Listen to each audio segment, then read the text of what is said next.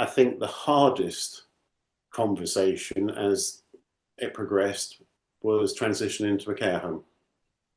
I can imagine. Yeah, we had to have that conversation as well, and it's emotional and upsetting. And I wonder if you guys had different opinions amongst yourselves, or was everyone kind of in agreement?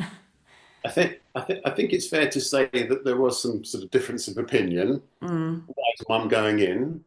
Um, One was quite vocal. I think when you realise that it's in mum's, dad's best interest to go in, you become comfortable with it. But it Yeah, is very uncomfortable to start with because, as you sort of intimate, you're throwing away the caring role and you're giving it to a professional somewhere. yeah, But it's not quite the same as what's happened all those years whilst you've been looking after mum or dad, and then suddenly it's out of your hands.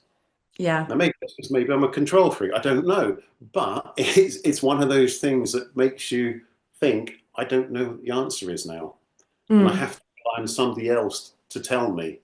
Yeah, I was saying to mum actually the other day that people sort of around us, not within the family, but people around us when dad moved into a home were sort of like, oh, at least, you've got less to worry about now. And actually, it's not that you have less to worry about. You're worrying about different things. Same amount of worry, just different things that you're worrying about, actually. And I think everyone is entitled to, within the family, not anyone who's not helping with the caring, but people who are, of course, are entitled to their opinion on whether a care home is the right decision. But as you've said, I think the more you're open to learning about it and understanding that there are actually places out there that do tailor the care. The care staff genuinely love the people that they're looking after, and it is a nice environment. I think it's easier to let go of this misconception that all care homes are bad and they're not going to be looked after, they're not going to be treated well, because actually that's not true. There's a lot of really great homes out there that do their very best, and although it's difficult to experience that feeling of, well, I want them at home, or they maybe didn't want to go into a care home and had expressed that previously, but you can no longer meet those care needs, and actually that's the best thing to do, then that's what you have to do, I think. That's right, and I think when you do find the right care home, Mm, I I said to people, it's the three C's. She's calm, content, and comfortable. that's lovely. Yeah. And if she is, so am I, and the family are. I think that's so true. If because one of Dad's care homes, they would send Mum text updates every day. If he was doing activities, there'd be photos, and just having that peace of mind of he's all right, we've seen what he's up to, even if we can't actually get to the home today, it was just so reassuring. And Yeah. I think that's the sign of the good home when you feel that you've got to that point. Yeah. The fact that it was 65 odd miles away is an issue, but that's something that's Yeah. trying to be addressed locally. Because that's the other difficult thing, I suppose, with younger onset and rarer forms of dementia is that a lot of the homes, in our case anyway, that were closer by could not cater for dad's needs at all. They didn't have any understanding, in our case, of what posterior cortical atrophy was. I'm guessing there was little understanding of frontotemporal dementia in your case as well. So, yeah, it can be hard knowing that you've got to, you're going to be driving 2 hours there and 2 hours back all the time to see them. But of course, you do it because you love them. And it's not a thing of you put them in a home because you don't want the responsibility anymore. It's because you're not able to meet their needs anymore. Absolutely, and it's their best interest. And I think again, the times when we took Amanda out, because we used to take her for a walk up to the local National Trust Common and what have you, Mm-hmm. and we had her back for Christmas days and what have you. So she did 1, 2, 3, 2022, 23, 20. She did 3 Christmas days and Easters and maybe on her birthday as well. I can't remember whether we did it all the time on her birthday. But when we took her back, she was quite happy to walk in, and it was almost like that was her safe space. Mm. So maybe she came out of her safe space. It wasn't comfortable. You just have to make a decision and go with it and follow the heart, I think, really. Yeah, exactly. You'll know if it feels right when you go and visit. Okay, so I just have kind of one more question for you, which is there a piece of advice that, being where you are now and living through what you have lived through, is there a piece of advice you would give to other parents out there who have maybe just received a diagnosis and are wondering, how do we have that conversation with our children? There's a lot of talk in dementia about the journey. Frankly, I don't like that.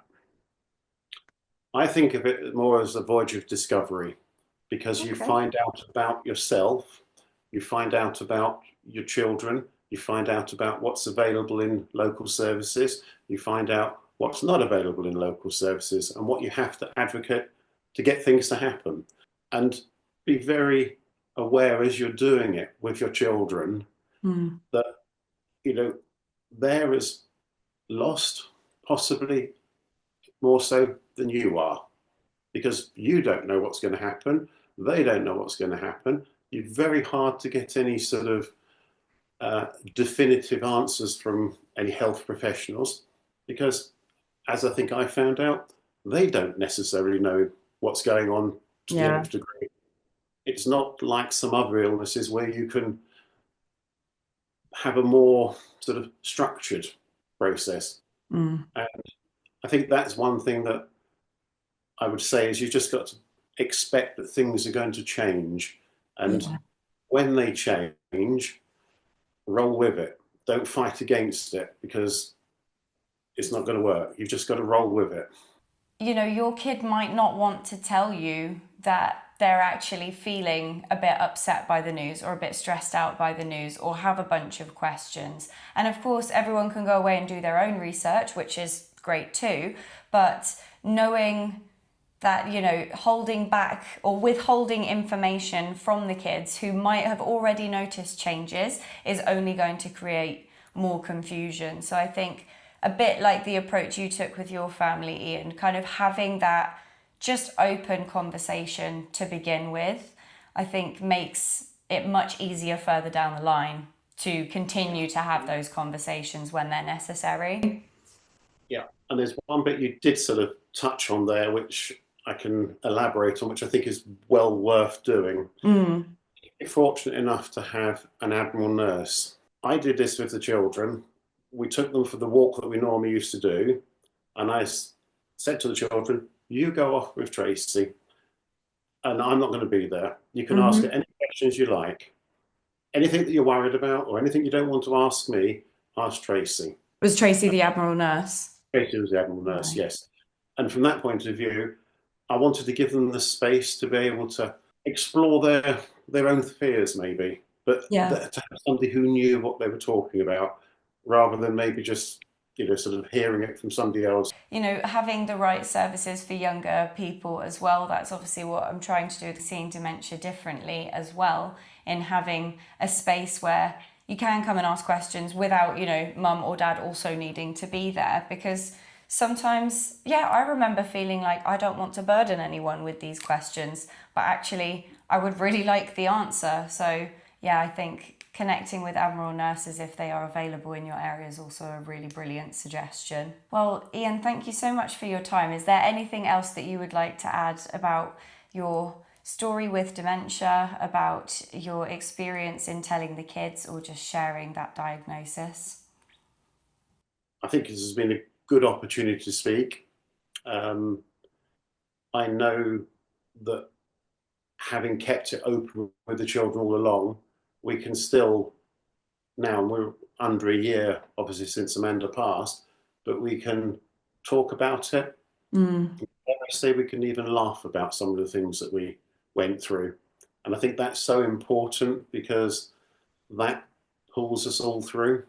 Definitely. And keeping that memory very much alive, sharing the happy stories, the memories and the laughs as well. That's, I think, a brilliant way to sort of work through grief, and not let it feel like, as you said, not let it feel like it was a journey with dementia that feels heavy. It's more about what were those experiences, what did we learn from them, and how can we carry that with us in a happier way. Yes, and you probably have videos of birthdays, maybe even your birthday with mum and dad behind and what have you. Those are all the sort of things you remember. Well, thank you so much for joining me, Ian. I'm sure this is going to be so helpful, not just for young dementia carers, but for any parents who are watching as well, thinking, I'm not sure how to have this conversation. It's a difficult position to be in, but you are going to be able to navigate it. There are resources and support out there, and you can contact me anytime. I will put some information in the description bar with some resources that might be helpful, and we'll see you next time.